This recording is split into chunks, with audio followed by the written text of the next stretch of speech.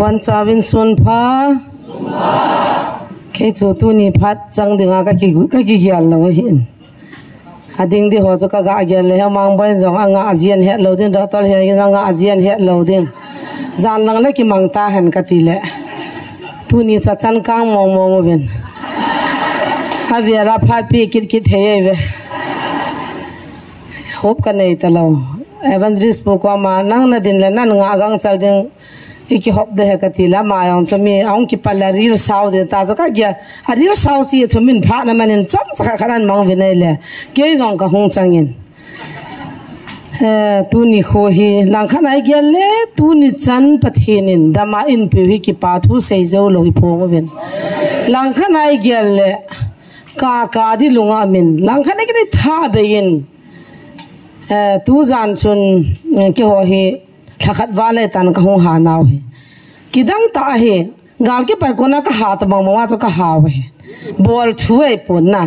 हा के ती जो कोई मचा आई मुनोम लोप तू जाना पुंगथुम पुंगली लंगा इबल पुंगनी चन पुंगथुम चन का तो खो मचो कान का मेन चिजो वाचो के लेवंजलिस पोचो पुंगा पुंगुप लंगा जो काई मत बेम महिन जिंका डिवोर्स ना नहीं वाहे इमुत ना काई मत पन बेम महिन आई वागिन आकी मत सो दे पोना किलल दे पोन हिती ही पथिनी पुईदान खनवा हिन का ग्याल दो इन अप्रैल 16 नी चू अहितान ना अप्रैल 16 नी आचू गालुम दिहुं किसे हितान चलाई मन है तू निलुंग से तन ऑनलाइन आवे हो जो आ वेला का हूं ताव के नहीं अनता असना जान हा जो आर्मी ऑफिसर खन इन फोन इन नैन मायो जो का जो नोम लोय ताय तिस आता तासन हिचलाई का हूं अचुन हिची थुपुन का हे न चुन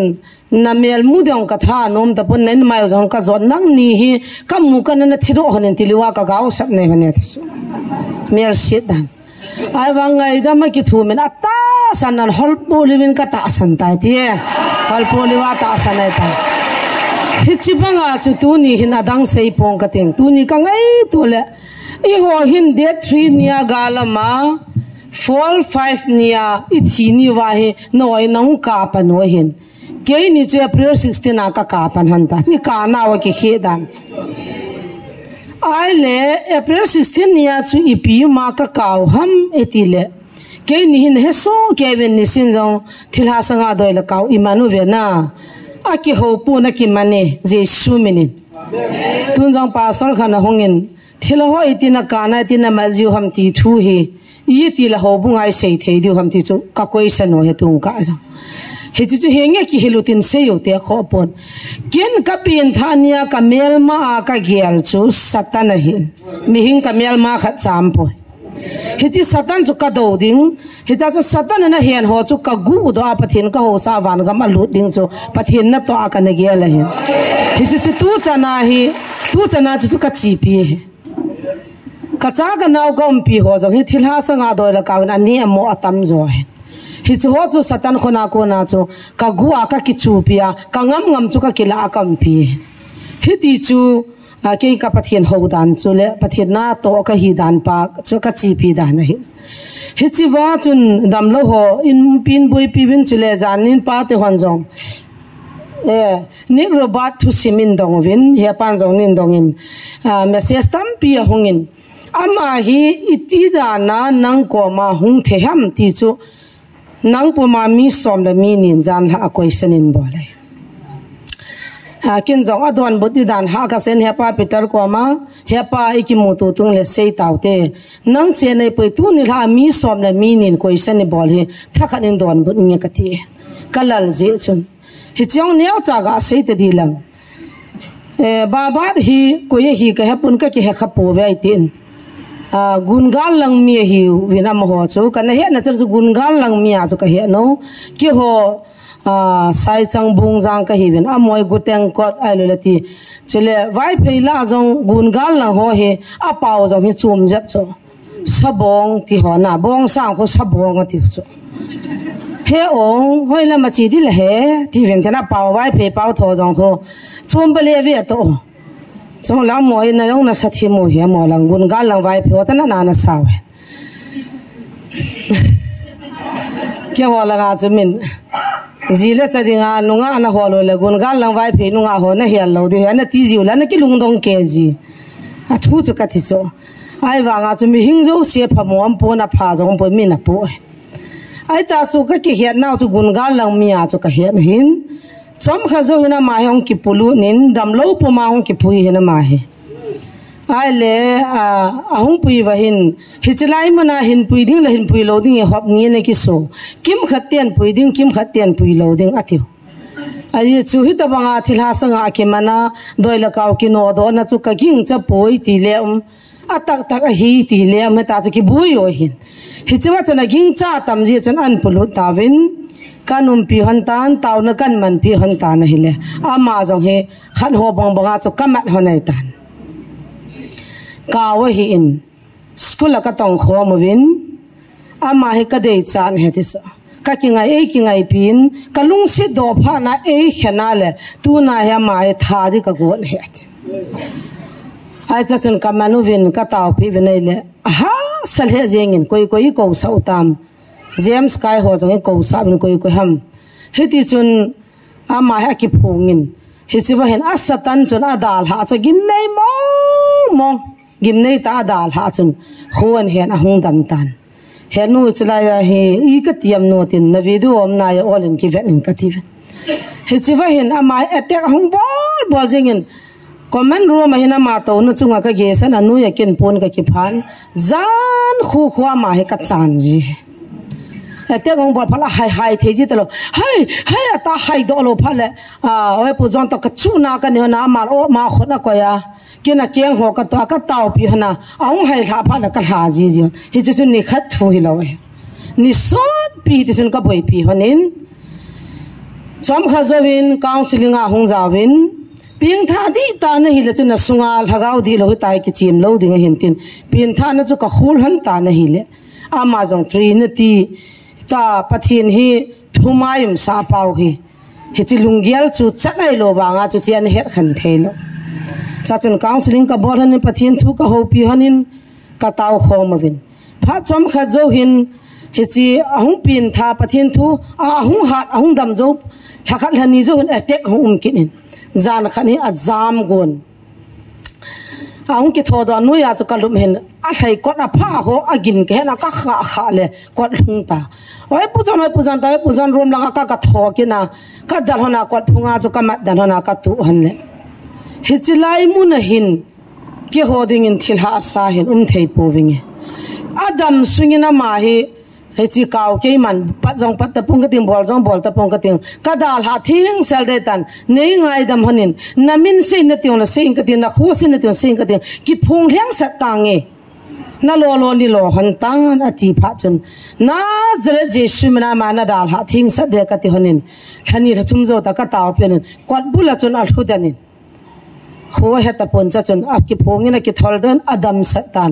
hi cha chun lhagil haku ka hum tawin adam sanin ama hi asuna zanin tauna mangin chilai chun phone jong choi pon tauna mangin bible asimin in sumai cha ma jong alam ka in atovin bible chang simin jong adingin gitar jong apen thagau thu chun ka ki thu thei the ave phat chom khazowin phone an choi ta na hi le hi cha chun mai cham ho tauna ho ke ni dei bangina ma jong hi ahum zo pon kapun al hein kapho in net na dunga al hai le tawin ama ji chun pasal thang ne jang ho tin ka ho sin ama net na na pui do azia ka he lo ka le ama tir si lagaw ka mo mi ana tir si ji gol hang khan he che me koi thi biain sunga dham ta net na na pui jan kha jong baro ma khaya ka ko to na hung to re ka tela ha pen pu me na ul hai to win na hi ti le na tho te de ai cha cha net na dunga chu net wak na hoi lang song gil lang hoi lang gam da cha na thai na net na hol han hi chi chun na satan phun chun alagaw hin kho step mai cham taw na bible asim jing ke pa cha hung daw na nei le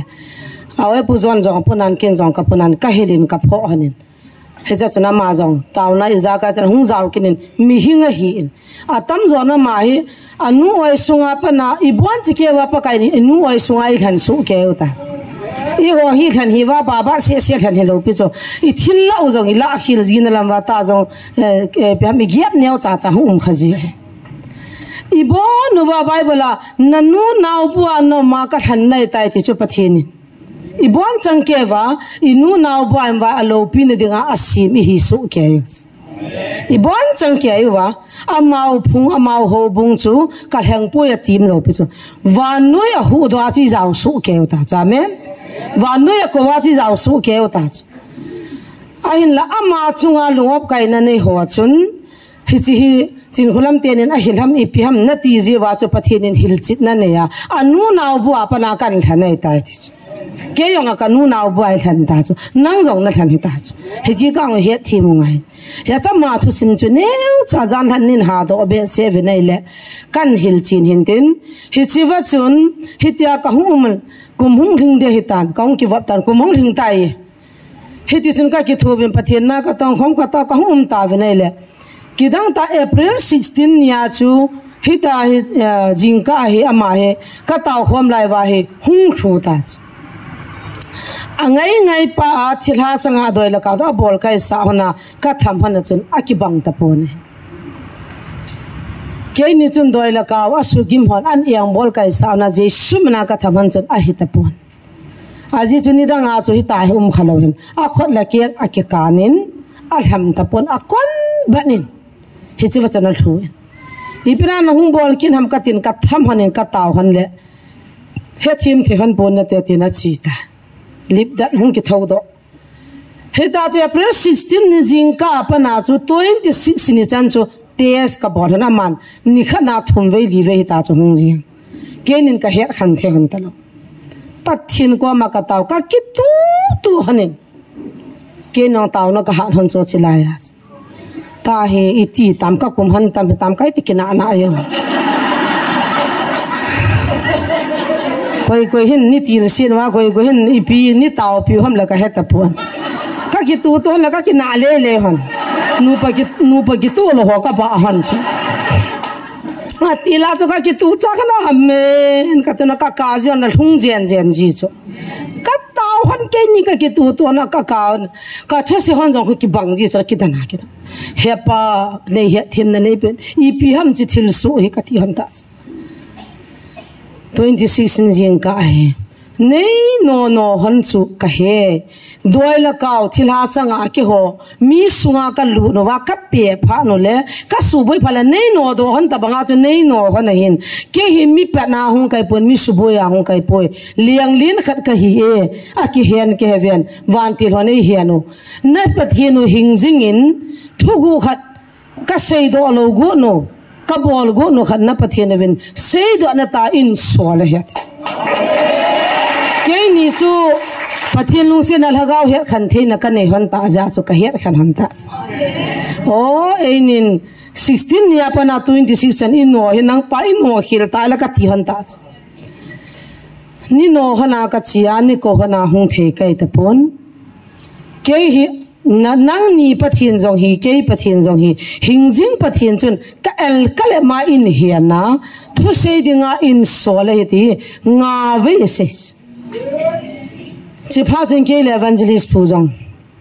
ka bo khom hanin ka ke tu thun ka taw hanin pathin ka dong han ta he pa chi nang in nan sol mong hi le aphai tha han ne nei pi hanin lang chi her khan the ne nei pi hanin lang gal zone ne pi hanin na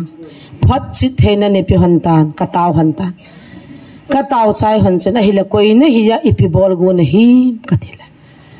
he pu an happy tu ni hin nei sugim han hi in na pathin win kal kalama in he na ka thil bol go no chi hung sei sa hi na thil bol go nei pi ham ta ka thaman le I tham hon hi na sayat ni tham hon la sei thei pongat ka khon hon ka ke la do na amala mai ta hai ki hian na sei ta gal pi dingai tai nanam mi te ko hanin lang nam lam kai ho ko hanin lang gal pi ni ta ki ging ta win na kwat bulong thung tai ga long thung tai nang hung the ka ri cha ne in noi lang in ka sa pa no cha he bangi kin na mi ki holai ni sa to lo yo tan nang ipi gal se ne ma ka tana ka har han le ke hi na chu mi zo thilha a zo chu ka hi zong la tua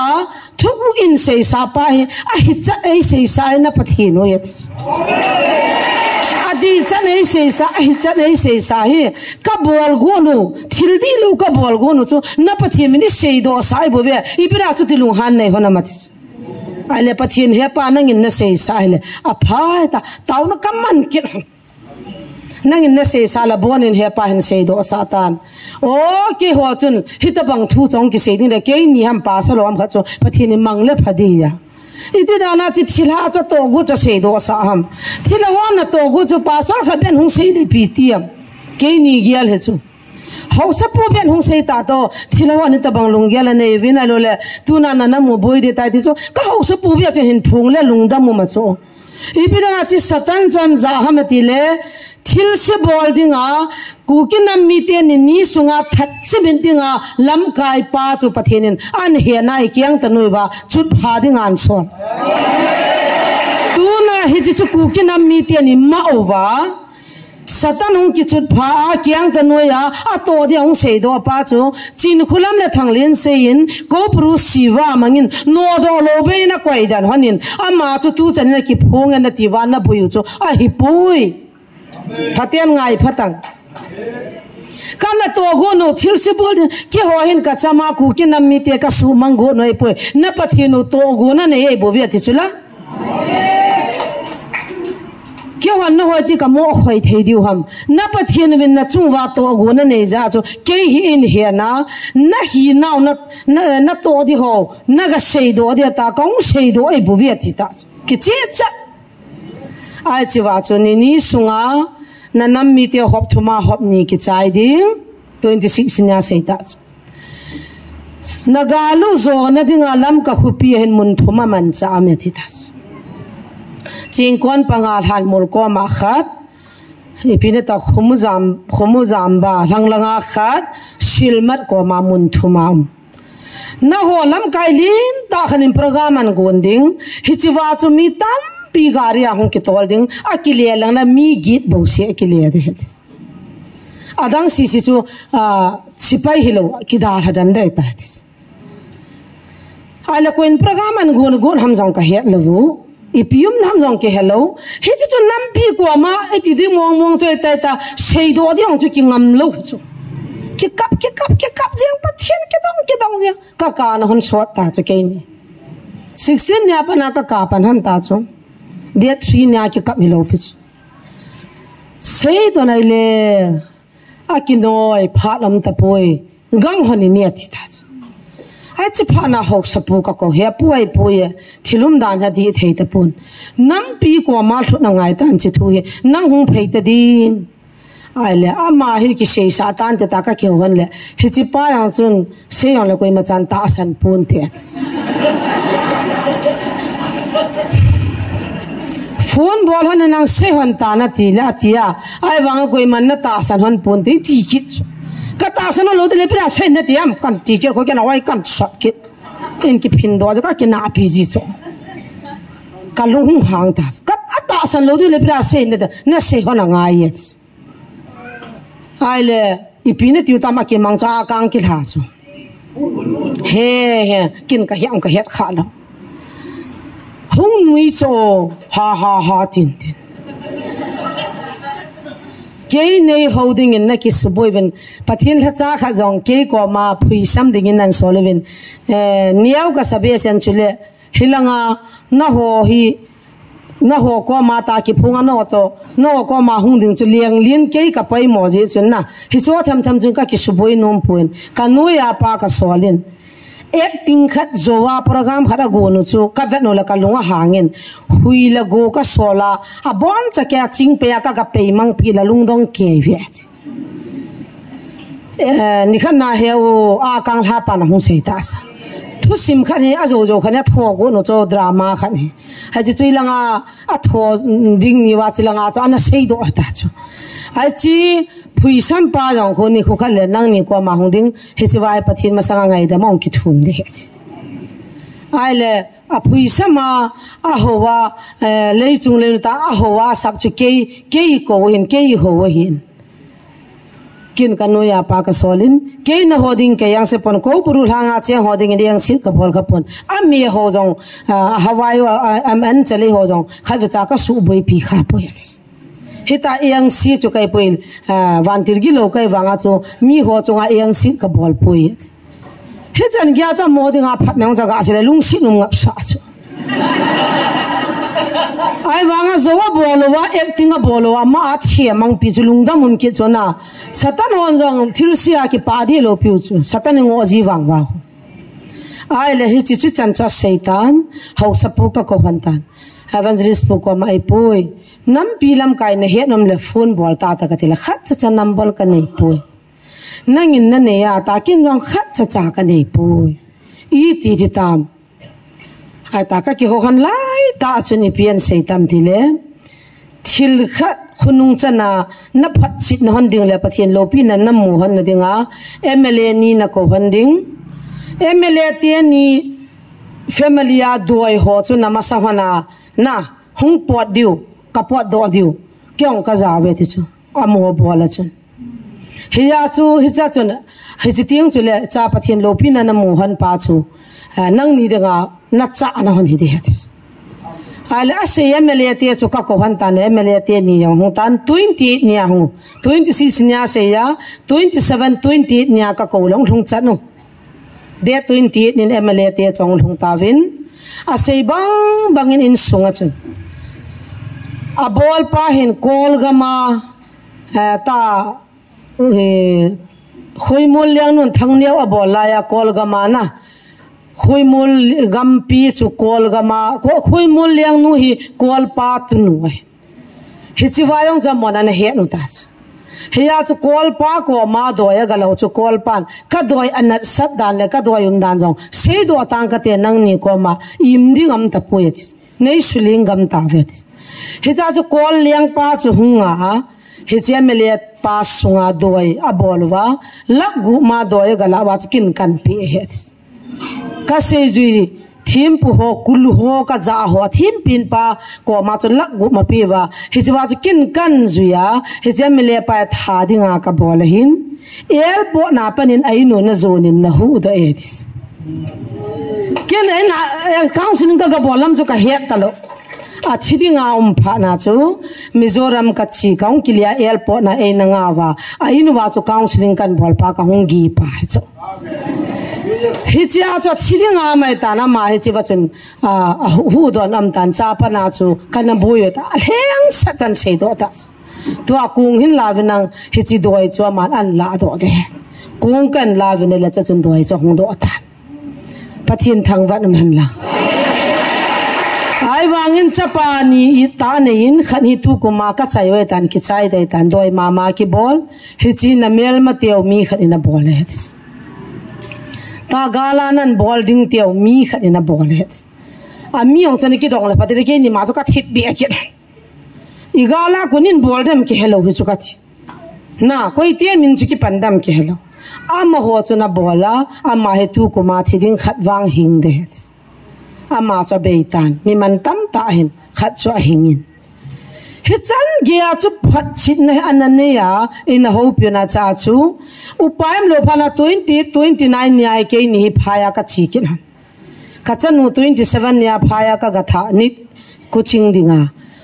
28 nya hi kam thelo phana cho thil su dan toile ka lungjong chu ki chol talun aji mial ma ki helo ya jo ame ho chu ki chadi lo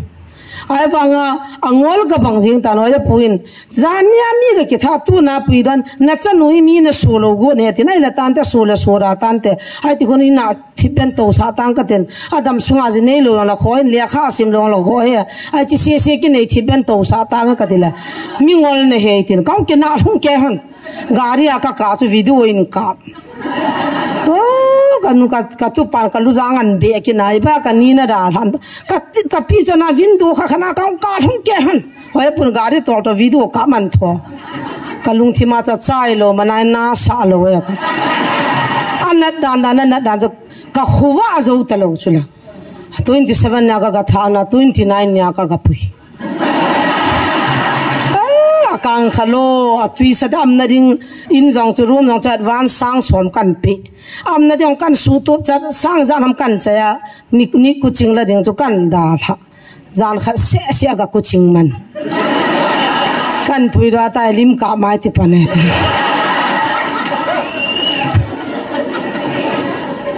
o ki kabli ri ta hi thei mong talo pathin thil gun hi ji chu ai chiwa ama ko ma nu chapang nu cha thila azauta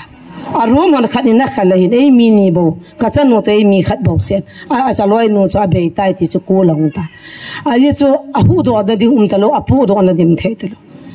a ko ma chu na ga nu nga chapang thum to ma hin kalum se da number ka ki pi tu khal ki he chiwa chun la kim na be ong cha ki chai dei ta mari de mei he paula thelo I ma cha la thelo alung da na mei tho nung cha jui di bo chu angol dance ha chi chun ai la 29 ni kaung thon hin oi putin kaung thon la thu phon ham kitta kino honi ni pi na bol han ham na na mo sei pin giging ta win galo hung tai chi chu ipi gal hung diang ka theida ta ve ka ti han pathin ka do kin hana ka taw han chai decision kan la han chu hai po nang pa phone bol pan ta te phone bol pan ta te ka kition da phone ding chu mi ka het han lo chu koi ka phone han ding ha chwa chin sapa he pulin kho he sia le hung ten mystery sagi gi agui cho china sai pida chu tikino ham jong ka het lo ipi cha kino pi mong ham na chu tikino jian ke nyong ka lung han dong cha hin hepa namlam kai ho number ne le pi han tongo thu phungin gal pim dai tai na mo het sa lo len tin he sa di la kan ne han pon ka thila ps number ne ni han lo nga thin kan ne han he ka thila ai chu anui langa ho khat la ni chu he sa ma sat ngai tin a ban ban da I pion ne ke ong ki ho ta di wing ye tin I da la han ai cha hin kalu han agim tan ni hung ki ta lo cha ma jong date 1 ni jing ka lai lungim tai kam han April date 1 ni a chu giat hian chu chu he pa nam lam kai hona kul la lam nam mali pion tang thu punu mun jinga tu jan jong a sei ki chu me ka ti hon le date 3 ni le pungli lang le sam sa pa ho sal he thong ngotong ki zatong ka ting hung wing ka ting sei khom na te date 3 ni pungli le ai cha chu date 3 ni pungli chu ka ngau ki ho ki ho di nga ka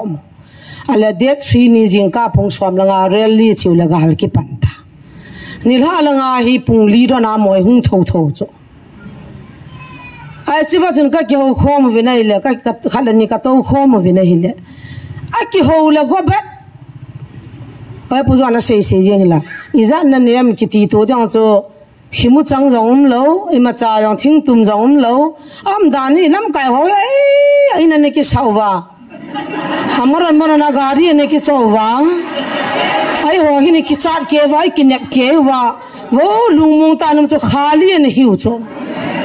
nei no ko phi bi na che thang ho be a chi sia lo di ong ka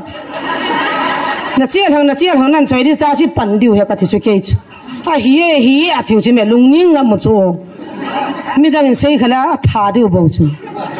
a hingu ne thiu kan sa ka ki si ta ve ti ong chu go betta chu mai duk thata I ma cha cha lo ajo chapang ho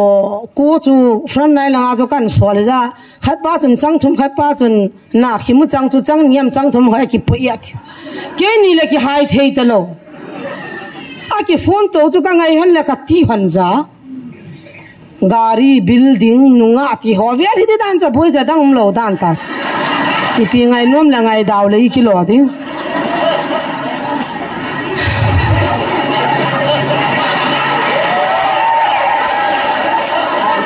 bi ki sei le ma lo pia pang dam na alim pin pa na he pha lo wa noi la ki gol han sa dim se ne alu ki nu wa mo wa ta ka tai cha cha na ki che no wa koi chom he lo piu chu me e wa chu la lu mong tai na mo wo ka thom hau han dan chu pathen he chi wa chu ajinga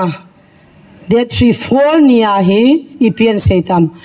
nam sipayo sina ko ren ti ta chu number khat cha ka ni han lo kang po pilanga pa ka kul in shen lam kala hon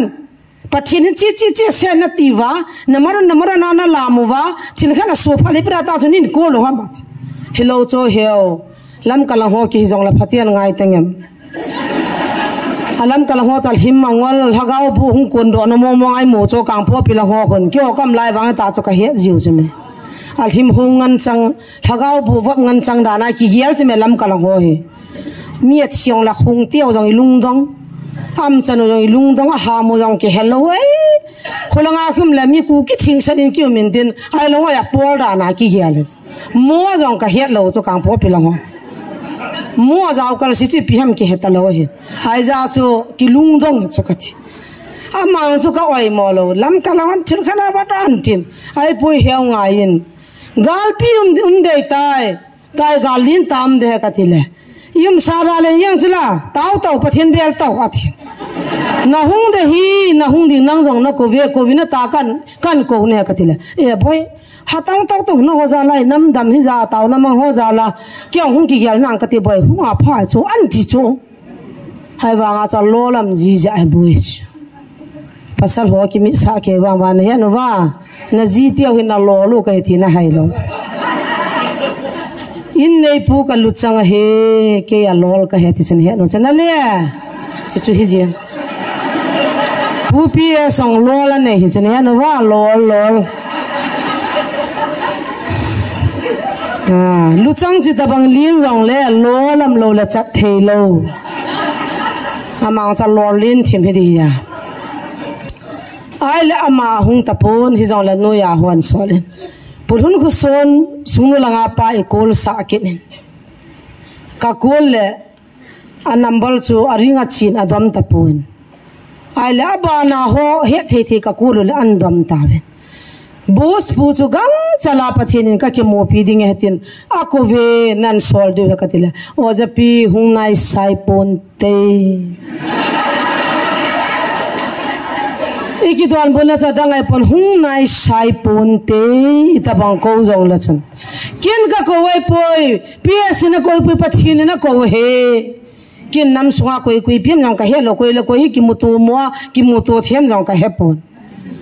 ka ta bi cho hoi la ho chu a bon je kya chu thing noi mi chu thakhat kai sa ale khan ho ga ma khat lu thelo khat ga ma khat lu thelo ti da ne cho in ki hello bia je me ka hiat lo hi ri cho a ke jani ko ru ra bon wa hallelujah taung hai su ke dio kai sa hung nai sai pon de ti cho aji chu ka ga adu okin hi cho na hola ko hung wa lu dhami ta phone ni tha khom kalung dong ke ai wa cho he u cho kalung si ke ai kil le abana chun he pu ps I phone sa ki ta bne le direct ana phone thelo dio wa si ki tinu chu na kol ma sa de ta ki ai cha chu awa si ki tinu chu ai pi ham ka lungdong ke ken aloi nu kai sa ka ko he no ka tile ke ga he a thin ke chu he nu kai sa wa si chen nei pi kai sa wa ka ko ana he pa mundang agam dang me he pi ham a thin ka ho pi no me gang chala pathin na ko ve ka ti pila na sei pi nang ya thi ai chu he pa tu nu chu information khat dan chu ma ko na chu line ki khat ji in chong chu ki he khalo ai ja chu ai le hi ti chu na ban chu kol ka bol ta ne le oi pi ti uta ku dong subing ati uta bang e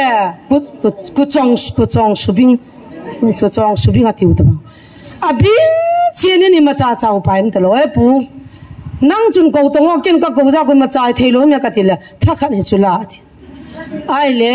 mi ham na het hon jo si ko ta ne thi ta sei pi ta ne tribal ho sapi number ka me ro ma sat pin hungam ka ni chu am la khon hin da mano tribal ho sapi chu hungamo tribal ham tribal ho sapi chu sukunu tribal ho sapi chu na aji pa mdc din saute am leong dingo umam he ma gang tu na oi lang phana jaw kin ta veta ho sapi ai ja he tham khat ai la ama hi kul ka bolin na ho gam kai pa ka ko ran hi abui kain ka ko do zo pon hobung mi ho khusung mi ho na gam kai ho chu hel satan gal pi dei tai ka thile boy ki ho na chani ha ta chu meeting to vintin peace agreement na kyong ka za vintin san ka ya hin ha se ho min he lei thatin te ngai tharam dan dan chu abana nek salang ching ka kol kitas heo hitabang thu min hiti ding a hin khati ding katila ki holang hi pathin lung sin peace kai ve boy chat lang ching de chu peace sha mu chu ta ho khu peace ground ki so ta ka pon ha ji cho ka kol pa pani ni thau he chiwa hi iping ti tam de la evangelist pu hin thu an nei cho phai langa ho ti chu na za ram phai langa ho chu kul tang ati e koi kul ri ta ga dile khai lam chu kul bu sa tong a ti pasal kai lam chu ka kul kin pa khai ka ti la hoi I to na ba bang ko ti le ima ka ti hi ve taw na ka mangu ve hoi ana taw bam ka ti la hoi na ki taw hoi ta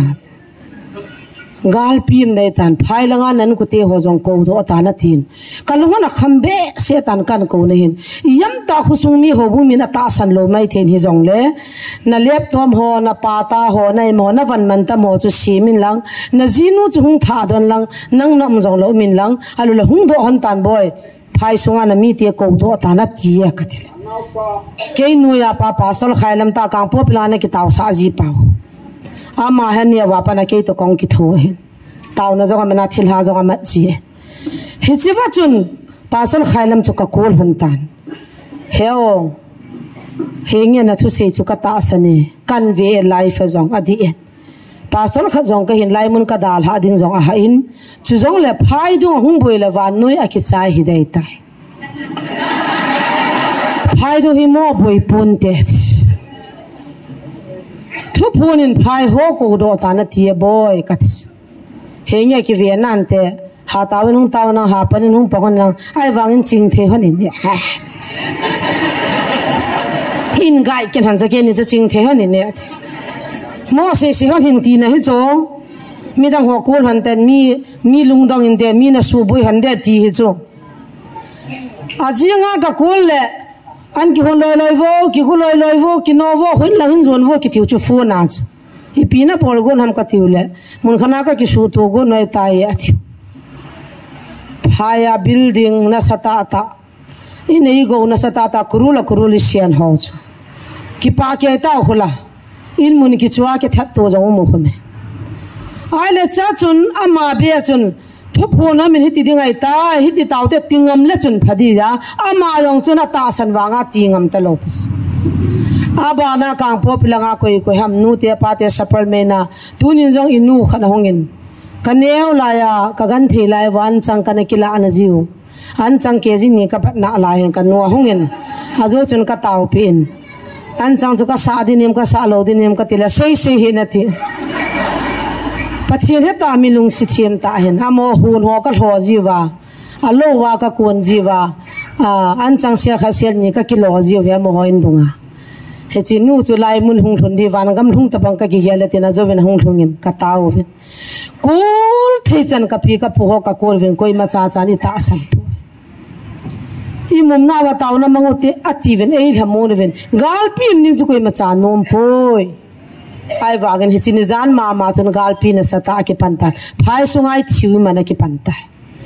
he chilai ta chun fight ni jing ka hin he pu songam ya hongin lala matin hoi katil kate he pun kanaute hospital am na layu na pui do tang ko tela hung do po ve tu jan kai mu ta poi pathin lagaw thu phung chu dong han ni ne ka cha te hingdam hinglo da mangti he pu ps no ya pa he pu songam he tin thonga dingin a sei lai ta chun thu phu no ma hin oi pu zonin hi chi pathin ha cha pa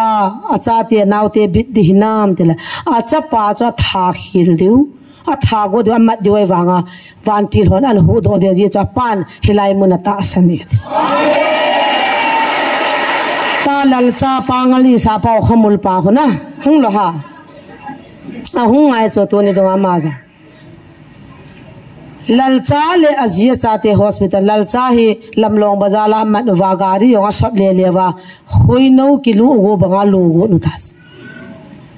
pangal ho in khana thai lu na hicha ko na chung hoi do alim ma javan le pangal ai sa du a khamul jong cha phat chom da aba ai ka na cho ho kip ki ji cho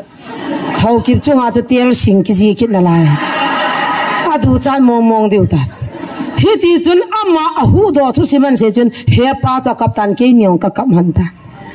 he ji dama an pui hung ni le pathian lo pi na ki phong da dama hung thung di ka ki ne men da mi la hung thung ta hallelujah he ti chun pathian in abanin ei pan pina ni sunga tha chimit dinga ti te chu o ule naw nam ngai lu le sipai hang san ho nam hang san ho mal tala na chang tam pium ta jong le inamo ki chai lowa pathian ei hon bi pi jibin pathian ni thang wa nam ngai lu na za le ku ki cha hi za mal tal cha ho jong igyal to bini puna aki bol naw ki tham naw jong imusu kevin tun jong naw te ni hin pui dia tivit aki u changa tho le te ni thum ve ai tan kin ka phal pun ka kanup loe amial han mulang ka zo lo ding taw na ka man talo ding kalung chang na wal de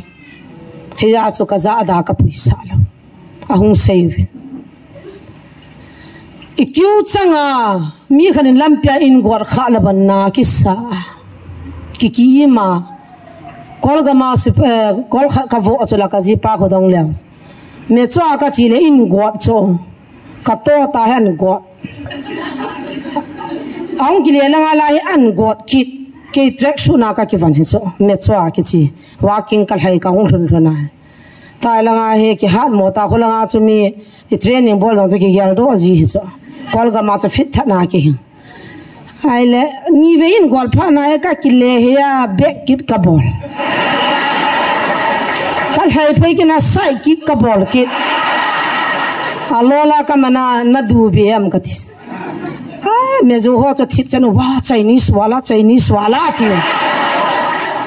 ka pau zo ki le sa ki ai ve che ta ai the nai ti dan cha chat ta lo chula a to ki sima alu di ta pa cha ki twal hai mang ta na thi lo cho wang pha in kwar kha se chu kam ma he cho I pia man na ti ning ki talum chuna no me ki ti chu I sam minan kwar khang le ki thinom chu I ma dan chu I so pi te ni a bol na ma tu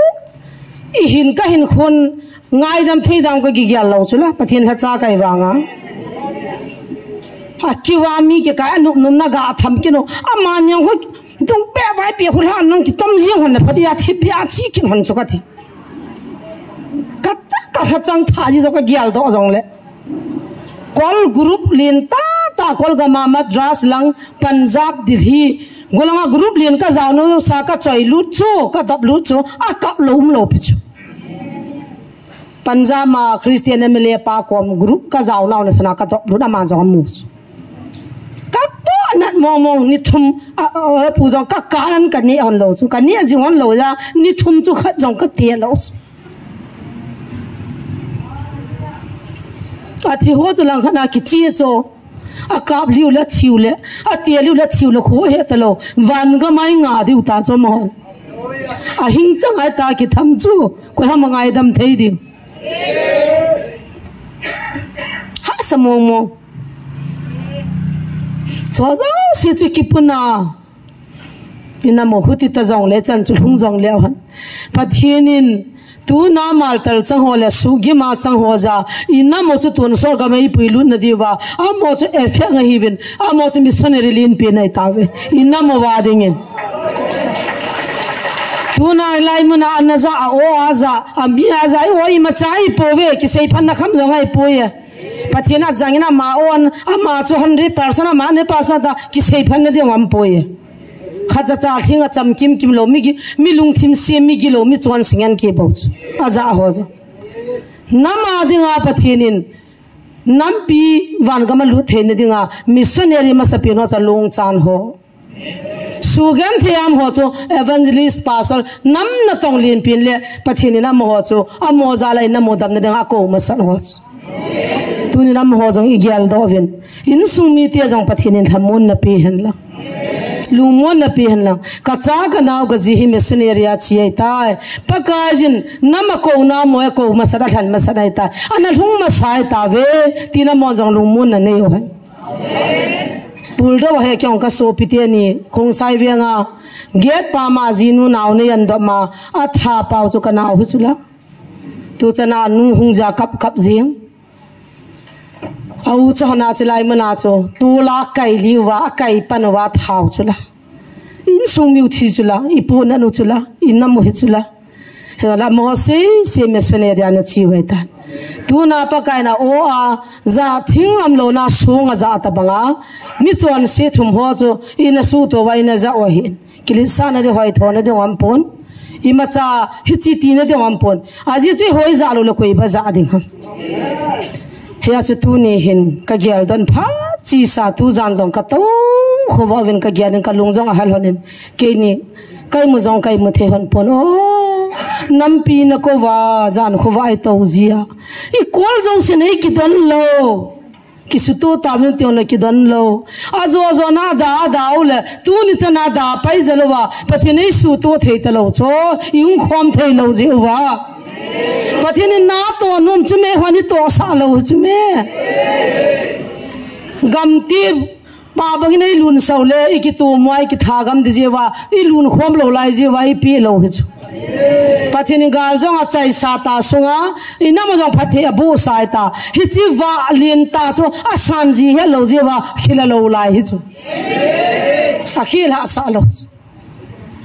pathei nei chung wa blap banga mi ya ajang thei lo di wa cho pathina pi lo di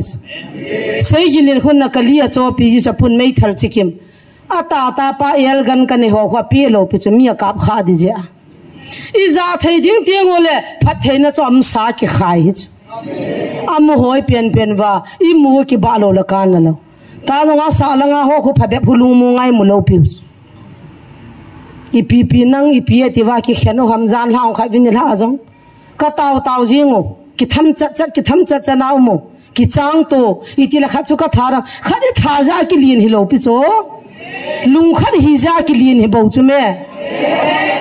apungai ki khai lawa azan ki khai lawa athing noi myong cho apung te nai simwa ji pia pangam katis hai cha chu ta hu ke ho na ho amo ha jab atanang thim tam jaw na cha hat da na kyum haga mi thinei ho taw na mang ho lam kai na chu boi lo de ta jong sa lang de ga ke ni ha sa ka ki gen hona ni ha sa ni dan ti na kul hunga ka taw ha ka ki chol hon lo lai kha ji cha jo he chi ti phat thei na chung long lo ding ami na sana ki ho na sanau ni khen go no chula khong sai si sin chin khulam chu pathena za ki ho he tiar sin si sin thanglien si chu ki ho he vai pe si sin nek robot ke a he tiu a ki ong chu ni bottle tal ka go no chi ni lo go no wong bol loi pital loi ke a he tiwa pathina pho to chula apollo chu alei tho pital atui cha pathina khancha ki chai hi ji nam wa chu chom ngai chu ka chin kholom ka ki pui do le pathin ko ye za ram ki vet taw ke ni pui do la dim shen neu pi za de chula thanglin se ka ki kai do de pathin ko ina za wam ki vet taw thanglin se na kai do la neu pam khola kani roba no ka pui do la gun thu a phon di tam pathin mi za num hila ne roba na kai ro le la ya bi bi me phun the chu mi pathin ni bon che ke ma ei ngai lu no cha men suang ho jong a pian sa the chu pathin in ta sa ga ma jong kilang chu cho hi lunggel ho na le di lo tu nai ki khol phat deus I ma chamin pha kham jong ka hi lo pyo I ma chang ko to ro lo pyo hai ta ka se la tu la ka gan thei da yang bol vin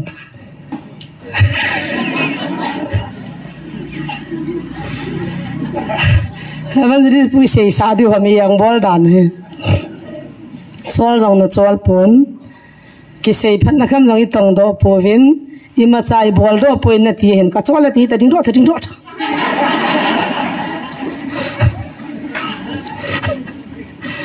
xây khăm rồi cái tông đồ này bún tiền xây thế tao đấy cả chỗ là thì ta càng ngày nôm lo tiếng lo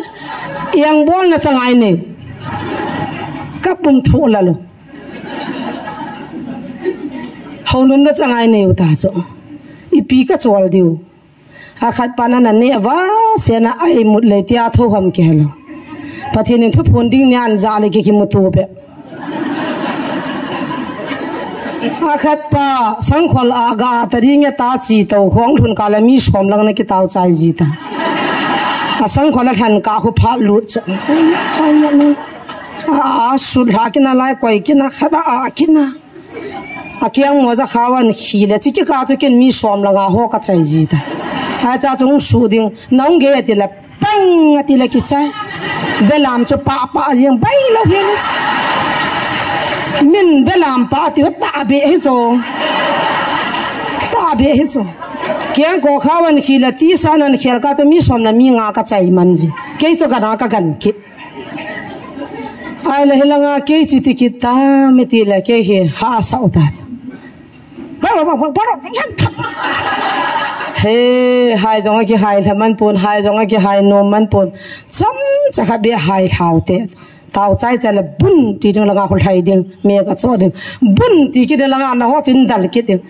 ai chứ số anh hoa nó cho hết trắng thả thắm phát lộ lông vậy thôi các thọ dấu hi viên tin để ta cái hông hi à hình tivi tao hồ lại na cái hai thế tao lâu tiếng thọ dấu lộ ra cho người ta lang bùng thùng bùng đi à không đi tao phát này hết lâu hôm thì là cái hiện nó chỉ mua cái bùi dẹp một viên tiền thì ta lúc chờ đang tàn cái khát hà việt tao vô ai là phun trăng kia đuôi ông kia hiện ta cái mặt nụ cho căn bùi đó cô nó lệ cái xì số ông kia bùi là phải được hà hiện mong ang cô đuôi anh hiện vào nát tiệt chú cao đuôi hoàn bulu vai mulo ta chú hít chín nua cô na chú cái pan sao vào cái bò rồi hết hai bên riêng cao chú cái bulu hoàn nát tiền số tao nó cái cái mình lệ hết cha chú chi sát tận in chú hung chim ta hít chỉ đuôi chú mà sao can đào hả Allah đó nôm lâu Christian này hiền Jesus này hiền kinh Jesus cái ta san hết can đào hả hòn azinu chỉ đi phá na tung cá chan pu luôn azo achun sunga doi ho kan thep mo life azong ka ka ven kan thep lo lang an pu do so kalungam tan na chu mi pi atui wal ja zo kan pu do ta lo heti ho chu ha chang thang ni taw pi diong la nom lo na lai du doi la do dinu ai chu bui pia pian di I han le ko mana kon taw na ka ma na tin na hang an ka ti na za I ti vet a phaza za ka he ka ti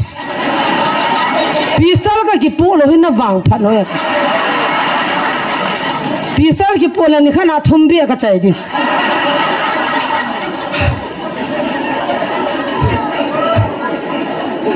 ta bi chu me lung na na mam thei chu me thang la lo lo vi thum bi chi diu ta ai ma ka kap li mun di dan tu ni ha dinga chang ha ne de he ka ti chang man bor ni ka ga he sa chang ha dinga chu chang man chu piece ata bol di chu thu nai na bola ki ti wa kha cha na bol lo jang na kaung pu ke cha no me hai tak na ga cha tak chang ha ga he tau kan ti ka hung pian lao ha ka ti kha cha ni don bu ka mo nu chu ni don bu na a ke chen a ki he chu chang man ka hi sa cha la nu chang man a hum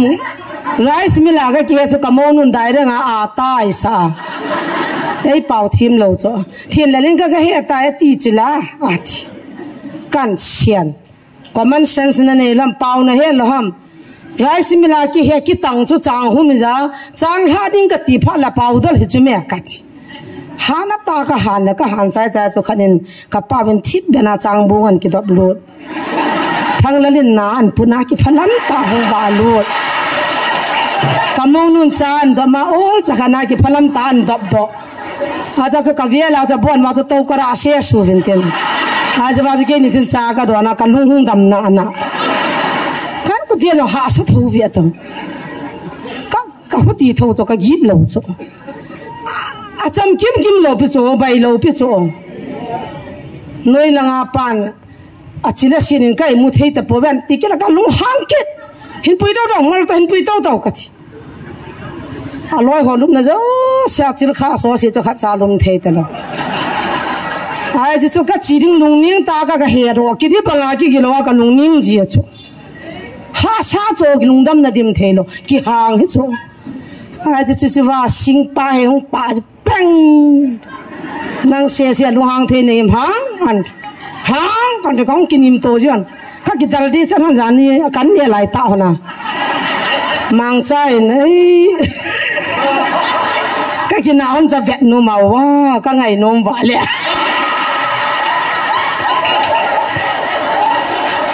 ba mang chan ka ki na hon cha ngai no ma thi gu jing star han cho ha za chu ka hai pang ki ta ka ki na chan mo ka la ka khia ka ni sa ki le hi chong chu vet no mom ta ve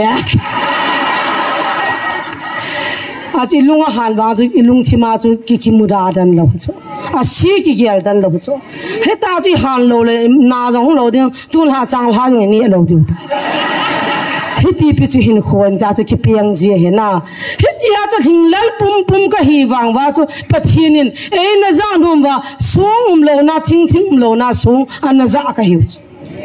Hicilai ta pa chu ka kilit sa pi wale tu na midang sei sei wa nam kai hol ha chaw idem dam wa wa ke ho thum jong chu ke ho ja chu pathin min si the min pathin tai tom the ki sei phakham ka hi nai lo na dat ton kham jong ka hi nai lo I ma cha ka to do nai lo pathinin na sei diu he ta in za wa kan phun thu chu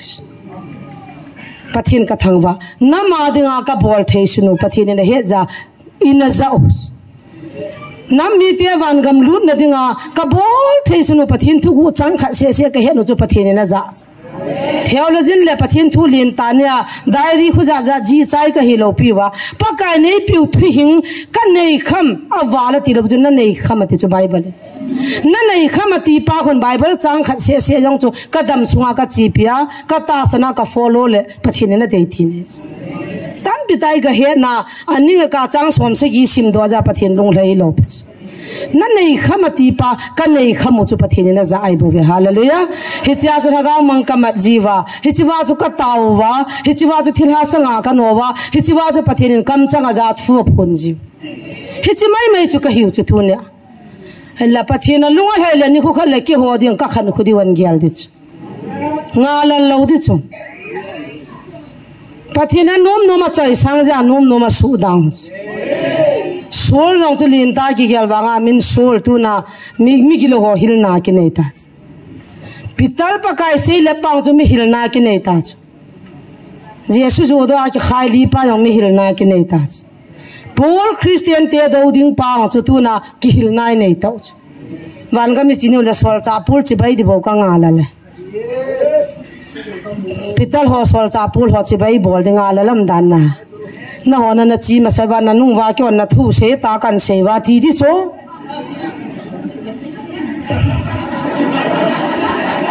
atu nai ho yung ki chai ki diu tu cha te vin na kapu thanglin se kapu rabar kapichin khula mota wan ga ma ki mu to ni ka nga la lan ti ki diu cho kapu pi san ta tu te nan hol diu cho di cho ai wa hi lung chim wa pol pital ho jong he satabang mi tabang khato ne hi dinga gi jong ta ji pathin ho ti ja na mam chu bible lo he chong mo mo nga I piam khan ki ji lu da nai ge lo hi lo cho tu ni tabang hin khu na za u chu pathin le ya na hunga na bu yu wa pa hi chi ju da gol hangai bo ya jesu ta ma tam cho kinawa kinil wa tung ka ma te yong chun jesu I pathin nei po ti na hi sam kam ka taw lo ram sei tak ka ta po no pathin mi ti o cha jong ki jang ji lo pi ka kwa ka gi ga khe na ta san ka ta ru na ta san lo ka taw lo re ka a ye chu jesu chu pathin nei po ti le ko na su dam dong ma chu he ye ti pha na ka taw pi na ka met han hi chu me thina ko na I hu do na min chu jesu chu me na he lo am jesu ta ma tam chu me hui chi pa chu nei sam na zara na pa chu me ka oh gai za chu ka sei man ki na ka taw ho ta ka ho cha hona nazare jesu chu a hi nai ka ti sa na ai cha chu ka mat na emergency counseling hi chu ka ti emergency ka bol han chu là chú tu nhà bắt thiên nằm mòn cổ rằng hay emergency among thằng tu yang cả chấp bằng hoa mong mong chú bố nó vào chú khăm thế này riêng hin na sao vậy ta tao này quặp điều kan ko tia chunga kalung no mala ka chekam nang la ka tela ka dong manon ni te kop mala kalung hanga kappo nang la ka tela slanga hi koi wa tuition fee ong pilo be wa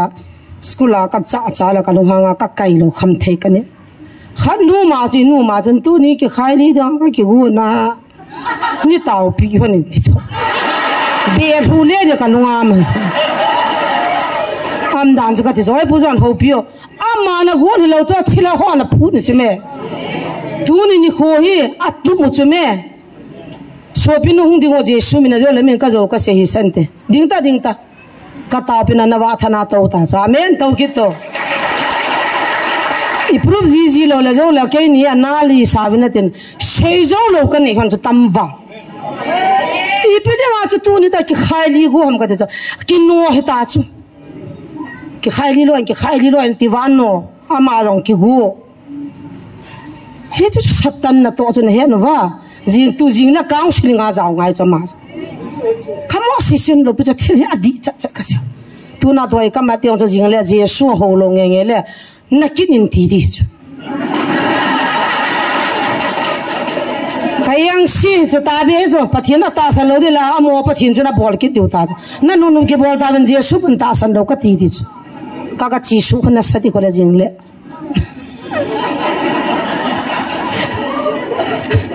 pistol la chang lo kha bi ki por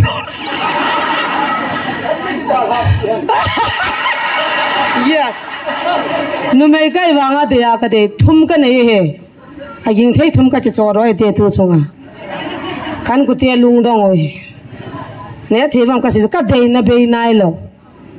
koi ko mani cho pi ven ka te la polien kho pujal man ho ko khat chu el gan khan ni cho pi ki de da ke yu cho kan ya ka ki zo ro ta tu na ho se sen na cho theu ham ta khat ka ki cho hon ho ja pun va khu kha ka pha an put chula plastic a sakhi ka mo sanga wa atu pan pun thini ti khara ki choya anunga aju ya man mai thal che ki chana ga lo la wa hon boy na politin chu ko tang ka tila ka pun va cha ka ap de ya politin va mali na lin khara cha ka tu pan jungle bur kha ki ba pununga va chalu udanga khat mo no ka khala mul cha ga theu lo ka thei mo lo ni kha jana na va khu kharan ka pha kan ku ke wa ka lo mu chula he pan khani dal ha pi le chu ja adis ha san pathin chin nam mi te ik chai diu hem mu tung ka chapang ho chon vetang na vet lal diu che men nu nga chapang neo cha gul hang chapang neo cha kalung chima da dan tung ka taw chu kalung thim na mo counseling bol lo le khot dop diu hu ka nga lal min hi po mai langa ki le diu ka nga lal atila cha parcel ho bin pin tha sa na ta I tho hom ka ti za ta hi pu ye adon dem pu ve kum si le local sa min nang na lo no so mo chu pi pi jeng win lang hilanga ke ni no dang go li bin chiang kha chane lo no cha te chu hu do hon tang ka ti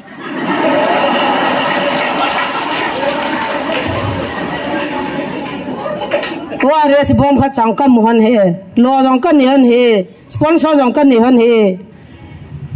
ai langa lo na pi ho bal na zo abie na zo bazar na ka ya so mai jam na pi ho ko ma chun pui tang no na cha tiao chu thi dai tai a ki kap li pe de tung ka pang ta ki kap na chu na samong mong ka thaga hong ding anang ka ki than nei win ha cha pu ni taw pi na ni hu ro win ka ti tangun hi ba na sei ji lo hoi ja pi ka thi di wei tan ka na wa thi ka gu ta kathika gutan kam thei diu ham ta jong he chap thayang tam wal taw lup na jong ka ne hilai jong ka di mu tai jan phat le pun cho ki ding bu cho ki ding lung hi mo ki tiu ke ni taw pi pun lang te si pi khat dan in tin jan thim le phon tin taw ne man pi hung ti ji jin ta ka taw pi lo ka la jing ka taw phat la hung kit lo cho yang bol hun ke han jong kit ve ta ka ho shi ne chan sala cho di lo hu chu chong cho pathin thuai wanga di lo tu na ai na mo man tha ding pathin ha muza tu ni chana pathin ai vian ho cho amen he za chu ke ni chu song chang niao cha yau bang banga I ba cha hilo te ni chun hu ina thu ka sia ka man wa thila sanga ka man hona I da mo wa pathin wai pin thau chu pathin ka de ya ti chu chi cho sei ni ke ni ka phajja ka chu na lung lai lo pi chu pathin lung lai na ka to on ja chu ka lung lai ya ti ai chu kan guti hon na kili sa pi na di lo pi sin kunam na thang din siam no hoi lang na su dam ti ho ba kan nu ho kan kili sa ke ji I pin thai na po cho mi heng he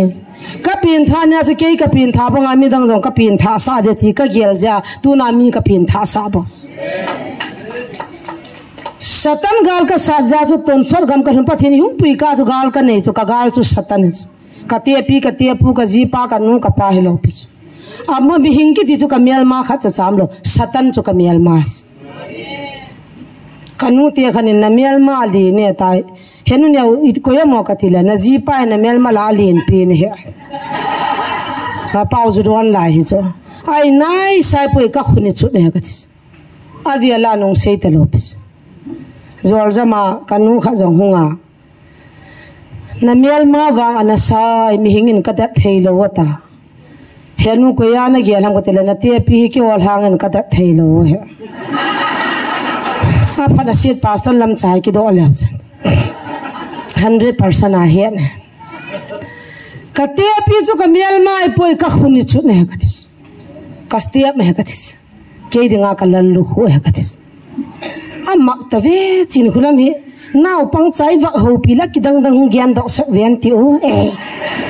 ei tir se go je vai tir se zo ji la hazu ke ka mel ma ka ki he chula a mo zo si chu ka lan lu khu ding ka missionary le hi bo chu ka mel ma kha cha cham la ka mel ma chu satan cho mi gu mang dinga ki go mi pui mang da jo kan nei pu gu mang go number 4 jula sani sa ki thopia thanum chu satan ama ka do ngai lo satan chu ka do dis ka te pi jan ge ya amma ai lo la ngai lu na nei thelo asuboi la asukili sa chu satan chu ama hello pis ama ka do ngai lo satan chu ka do ngai he chi chu mi hi za chu pin tha na dung ju ya ki go he thagao mang mat ding satan no do ding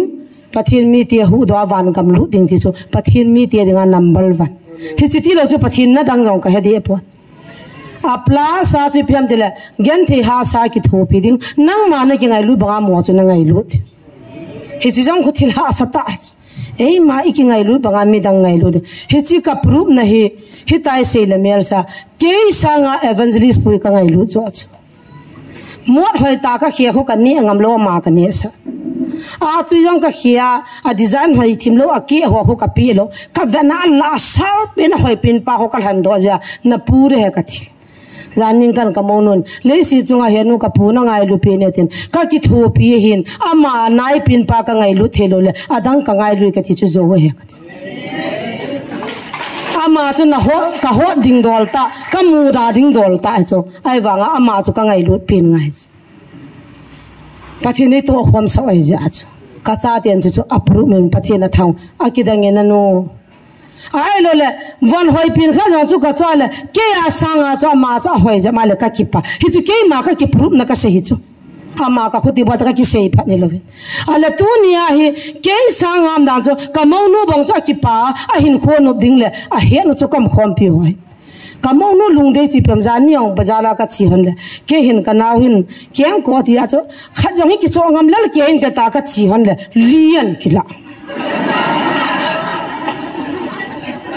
a sei lo wa ja me la ka mo ta cho a ji chu o kin jong ka de ta chu li ki cho lang ka ki pa din ka chanu na de chu ka cho pi le ke ka ki pa zo ka ta lia chu kan cho pi ka ki pa dan chu na pathin na to na mi si chu lung ya ji nei thiro le ki tong the lo pi ta ji man de ne no khon phap ka chi do ka ki cho ki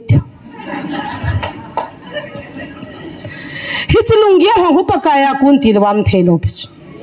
how man vai man hello pi cho lungia pa kai nei pi khan ve ta hichi pa chu hichi laya ngai lu na thagau mangi mana ngai lu na khallama abana ito diu chi pi ham itiale hong phal ding thil pha bol ding ei ki ngai lu bang bangai so pi hing kom ngai lu na di ta hi amai pa chan he lawa dak tal he gina ko na kam muji hong ji ya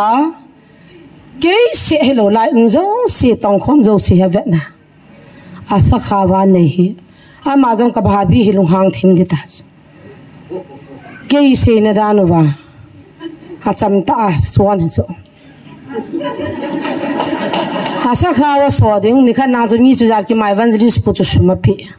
ke ma sanga pi jing cho ke yo cha ke la ke cha mo hon lo amana lung thi mai van ji spu hi ma cha mu lo dam ta hwa gial hi nai sai lo tugu ki sei ro lo ai le abana hi koi chu bu ya ko ya sa khaw so a po zo se hop cha ya ki nong le ji cho a po zo se hop cha ya ki nong le ji ngai lu na di ta sungam tines ngai lu na di ta nei za cha control zo ta lo ke nyang taw no ka man ji hon khu hospital ji ding akya ding a boy ding ana mai le jinga ka ki thu pi pa naw lu lun khona sein mi hon sumna la hon da na gelin nangila na sa khawam zo sina pi zo ke je ke ni jana na ho kho ka man somnga ko ya mai cha ma sim khu hospital ji ding phala sang khat ki pi zo som nin ko yong zo sang ni pi om cha thu zo I po zo si khu ki pi ya doctor la ki sola an chang ne ki zo vina me ne ki zo na sang khola ne ki chon ta ki hom chai ji ta hi zo si chu pakaya ko ni sa men chela tu ni chana in song ka ni ka donwa ka kal se the na wi na ho zo si za na ho ngai lu na za na ho lung si na za chela pathini nam mi te ngai lu na pi za la hi chi ngai lu na gui chu ki ho ko ma za hung lung lu ja tu ni chana ka hin the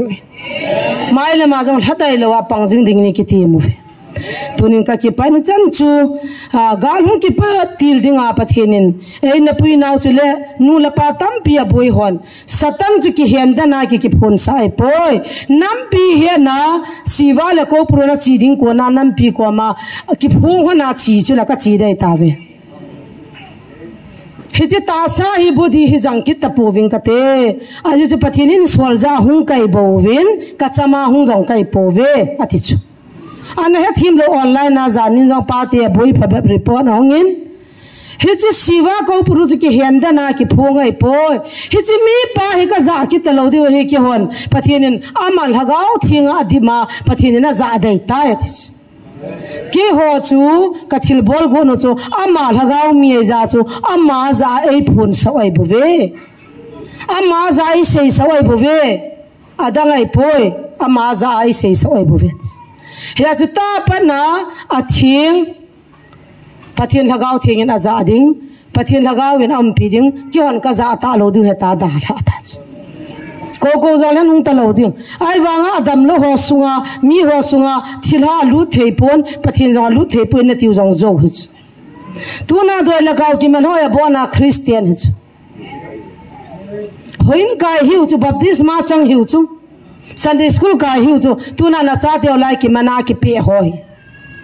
ai la Sunday school ka ya pathin ho kha chu iti dana chila na thago na a minute na det na sana tip theya ale pira khaili go na ipira thago na ipira tha ja umam tung ka mi khat na man lovina thitai taung se chilawon ka watan le thi holana mi wa watan du cha chana la the ala mo sunga chi ti dana chu hilai zon do ho ka ma khona zo hola iti dana thilha ki phung them ka ti hi chang chu hiat thei thil ta chu pin tha na di ta nei lo ji ule pathian nei lo ji wa su wa doi la kau thila lu the pathin cha chu pathin in thing chu alu thei ule kot na hon ti nei chula ha chu lungdan ke ya pathin jong thila jong ani la lu thei poi na ti le nang na zo na sei ta chu na ho bu wa thila sunga lu no chu an ho pi na na tau pi ta na ho bu tin wam cho an dong vina ka ti chu tu nai lungdan ke di lo pi chu thilhan zo mi bol thei pathin la ga zo mi za the pathin le cha ma thil le cha tu na pastor real evangelist ti oi pathin thaga wena za chula asunga thilhalu na doila ka manga hi khina jantra mantra khino chu satan su chula ki bang lo pi chume a poi ti vai in kam vai mo seva a ho jong na do the lo pi wa ni khan nya paste ta sakan ko chula aga ki zur sale Christian he chu atham pa chu homi ne ki sure tai homi ne ki sure tai ta ki cha be se walangan dalo ki so pon te ka ti pi han ka taw pi han a kiang na ya ka jan wa lo le homi ne ki sure mi jan jang thau no mong mong gao ne yong thau no mong mong mang ne yong thau no mong mong ta jong chi chi chi mang ka ne yin ka mang in chi chi amin gawin chi ka mun ps hem taute amo hu ga hem taute mi hem din na din sian chu me nang ma ki hem nei bo chu me thilhan na zawa ki hem nei u cho zo si yong he khan theu te ka tis hi pi dia na chu ke nin hi chi siwa chu ka yin hona ka koi da na ka ki phun sa an dam amon ke nia ki ai ki cha han tham nong ka tham the na happy ti hona ka to khan la fen chan chana ki chom bo ki yin hi be be ta satan ino mang nong wa an to di ong se ya thila ho zo zo hi za a zo se ti taute thila ho chu na zo se ya pathin na ong se sa cha zo ong se lo pi gal pi de ong ti sa umach gal pi de thila ho ka ma ong se chu nagal bod naga se de ta pakai na ong se sa ong se pakai thila jang thei poi na ta hui la go thil si bol nga hu thila ho asol ji chu sumang hagao jong chula sugyap hagao jong chula pi hagao jong chula hagao tam tam chu he cha bona pathin na control sa amen pathin na bon chang kya control he tu na e pi wa e vilo cha pathin hagao amata satan na to hagao na to he khalo jewa ibu yo hin ja chu tunin tam than chat mini somding ka tila kaung geitan ka ki pa mong mong pathin ngai lu na pi now athil bol thei ki da ho ka gelin lo pi ka san pathin ka thangwe iza ka chunga thil bol thei pathin lo pi na changhan lang hi chan chani na mo hin pui pathin lo pi na changhan lang mai lama gal zo na jong ap han ti chu pathin ko mai taw now ke pha ne chan chu hitan tin sei khir sei wal ki ngai da mo tin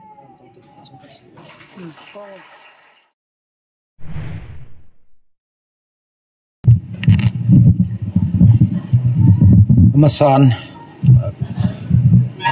microphone hi ke oi pum so asu ji lo hi doctor he tin sang ana boi lo mai thewa amasan phat pai pe pathen thangwan man lang tu ni ni khwa hin platform hi munizat bam khat amen he chola a chu ke man he chi gmf ti ai mun he ke ma na dinga kan kilhan chu hin zani ni khuzing ayang chu cycle langa gangpi anga kaji ka cha te to ka chi ka hiwin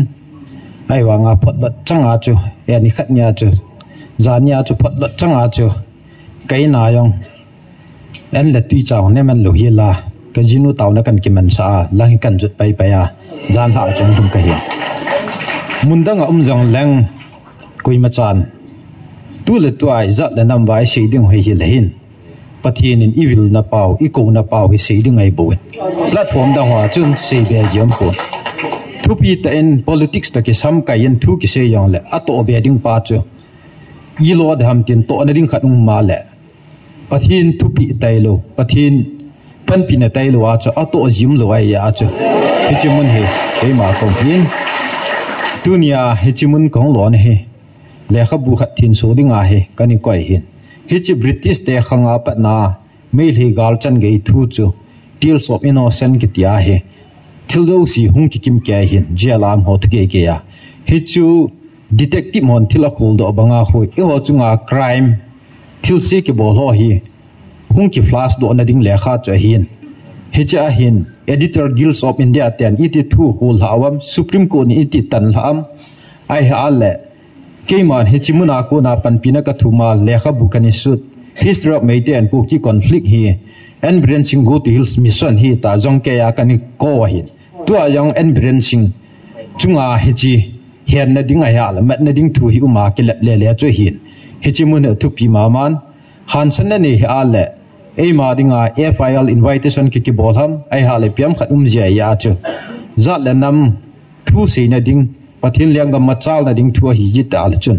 he chimun hi kalun ha le hen ke dinga he mi san na lagaw na wok the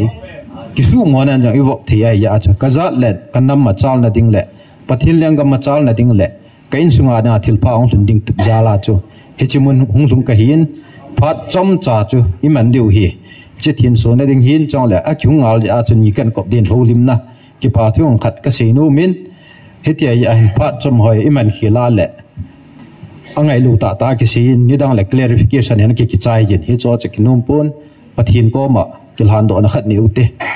tun so na khial ti ni lu jing ko pathin namun thi nang ma ki phun namuna ding thi ani koi zalen nam lo pi ki thang wa e jing ka pathin ke man hi chimun hi kan kilhan hi jong le pa ke ma thin nai ma cham pui na cha pa Jesus Christ thi san chun nang man nei hun lang jing ka pathin nei mong chan tin ka thu min hi kali ka kam hi chong le hi chimuna hung tu ho zo se hin chong le online a video hin ve ho zo se hin alung thim wa nang man thu hin se hin lang he pa nang ma tu ta an te he nang man ka gam sung pum pi wa nang man wa noi he na na pun do ma sangin ke mo la mi yo sina san thi na ding en pung de en tin ka pa Jesus Christ tam na ka thu mi amen ki pa amen pathin thu ki tiang la pathin nam hlan te hi ding pa hi thil ha sa ta hin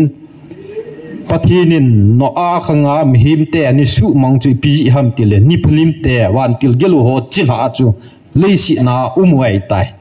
he cha chun no a in sumi te chu genetic nga hi thisana hi ani thing wa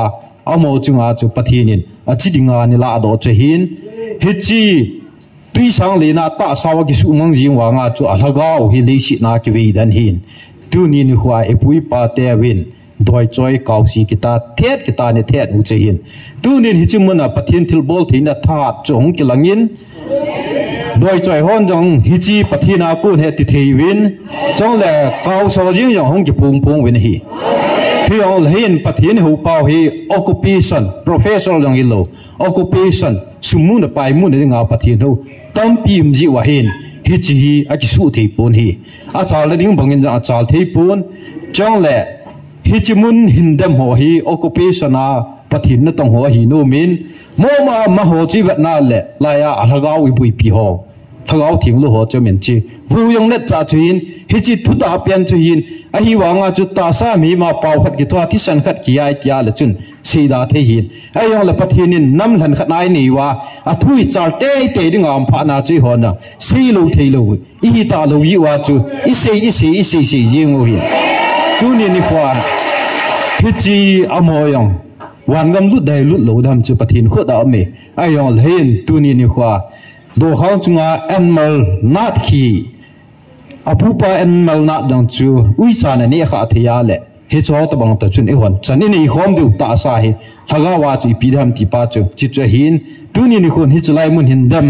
ka su pi ko nau ama jang le ke ma kanung thi ma tong kha jin hi aji chu tu ni ni kha la ya ki khoma pathin wa chai the ho hi na ho ki ham bol man ni lo wa pathinin hi ta bang chance na pi pau hi pathini thangwa ding wa lom ta che hin hi mi tam pi hi chi tup le yong le thing jo ta lo yong chu kit na lai bo wen hi ti ai a cha mo ding an ni ti nai ta wa amo ba da ding ai pu yong la pathin thu pa he ha bu ai bu pi du pa he ke man ka tu min he hi chi history of maintain cookie conflict yong chi hi chi mona pan pi na ka thu min ani ki ta dain le khabu ga la ya ki ji do it le fo hin cookie research forum ho hin KSO te a hin chong le hi chi mona hong ki thin cho history of maintain cookie conflict cho adi pianin amazing na la yin hi chi yalin pathin thangwa kho mong hite tu ni ni wa hi chi ebook nga hong ki thin su ding le kha hi chi copy som sa gi ham khat bo hong lungin hi chi kalwal chu ka tat be jo poi ai yong le hi cho hi kalal print multi print ai kit na la yin multi kalal hin amana tawa tam hin hi yong le hin aman lai na ki print khelin jathuma ki jin he yong le jasagi jagi langman thei chu he chimun hen cham khat gmf da ya mo pon ani zo wintin awal war chu mundanga ki khat nen tin zanga in i khat u tin zangain kilau tin history thilu siung kim na thilu mai ji chun chong le jela ho ipi a hiti chan khian ham thiwa het theidu che hian le kha hi min mo pe ale akisim nom pon e man ngai lut mo ma ki cho al hen aphaya pat amen chong le chi i bu nga wa noi he na indian government in supreme court na i te sei wa nga he taum dan ai pha na chu hi chi wa noi he na expose ding pa tup nei a chung ki bol tup le yong lang pathianin hi chi ipi hi wal ipal pi hi wal hin ima cha hi thelo ding ai ya hi tu ni khun hi chi mu na hot pathin la chon I thin su pi diu kanu min hi chong le thimon nei lo lun hi ki ti pen dang chu pastor thong khulunin a thin sun laya kanu mu lo yin kanung thimanom pon ke vision cycle lang pe a kho chun do mai thi ya hin khatwi to kyol dham ka ti le ka tha si ya men ka gari ki su han lang hung lai pai the lang kan hol do kan pu tho tho go ni ai la chu chai the bon tu ni ni khwa he evangelist ni a hi a le amani na hi the a le pastor thang ne wen aman pathin ko ma aki thu mo mo ngai yi chun amo thu me de sa na ka pe na mo thu ma khat pen pen hin thin su na pathin hi nga han do na inei pi de he ka de yin hi chi ni da nga ba nga thei pi hoi ni don win pu ho ki sil pi win hi cho chu tu chu nga he ka bol zo lo de hin hi chi mun kong hun the ne he doctor he ginin hi ta bang kin ka nei ka ti nai le aman jong kong na ding bhara ho in tu pi ya hi chi pathin program he ta he kong hin hi chi mi tarik thum zo langa hung te ding ka gu hin a hi wa nga hi chi wa chun hung lang hi chi lai muna ke mi tarik thum nya lai muna kom ha al hin adi lo khat min te pathin ni ko na lai hi ta he mundang a chi na thei tam phim han lang holim na thei zat mo le hi chi lai mun hi kan kil han hin tunin mundang han gam tin thudang dang sei jong lew han ni khat le hi chi lai mun a ku na thum ke pi ni la thilung chaw thu thu de ai bon hi hi chi lai mun ka hin hal lo na pen he hial hin galum ding he april tarik som le livel la ho a thu ni ki sei na mun ko bru le siwa ani kan chom na mun hi chi lai hin tun ga long su tan pathin in hui dam win hi chi mun a hi ki pa thu sei na den lang aban step hi yong le ido na di wa lom ta hin tu ni ni khon hi chi chu tampin he jo po ne hi tu ing ka chun pathin le kha bu thing khat kan neu lai kan ni sim ho khat ka lung thima amen internet na ka ven al khat chu kan simin tu al hin kan sim do no men ei pa wa pa hin ai sai a bung khat chang thum chu ve chi u hite bong chal chun apu pa ake he nin sanga nin jong apu na na pi na en kung he Israel in wang a he papun kami te hin a he khan thei him a he khan thei him pu ve ati pathinin I bon chawa dingin phat the bo pi wan avel den ji chu hin tin he che le kha bu thin su dinga evangelist te ni amani hi ngan sina ka pin il han do pi han lang seinum tam pim jang le ki ging lo hi la he che bu bui pia hung kai ji chun ka phat hi akino talhanin hi che han lang ke man mai cham kan sim na le hi che le ka thin su dingin amani khat pen pen chu ka ko we